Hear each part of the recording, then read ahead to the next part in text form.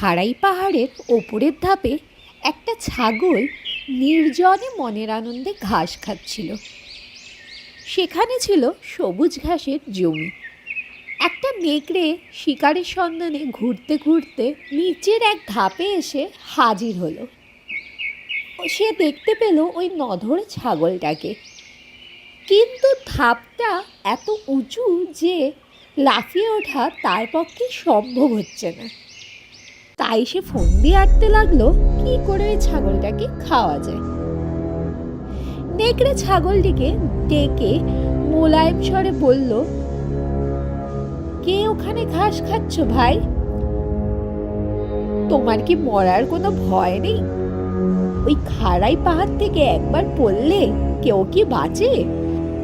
তুমি বরং এখানেই নেমে এসো, সেটাই ভালো হবে ভাই।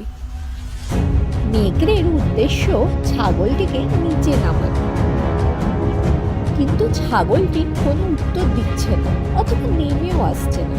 তার ফন্দি বুঝি বিফল হয়ে যায়। তার শেষ চেষ্টা করে বলল, ওখানে খুবই হাওয়া, নেমে এসো, এখানেও অঢেল ঘাস, বুঝতে পারছো? ছাগল সবই বুঝতে পারছে, তার তো বোঝার কিছু নেই। ওপর ধাপ থেকে সে চেঁচিয়ে বলল, ভাই নেকড়ে, তুমি আমার আহারের জন্য ব্যাকুল হচ্ছ না তোমার আহারের জন্য ব্যাকুল হচ্ছ, বলো দেখি।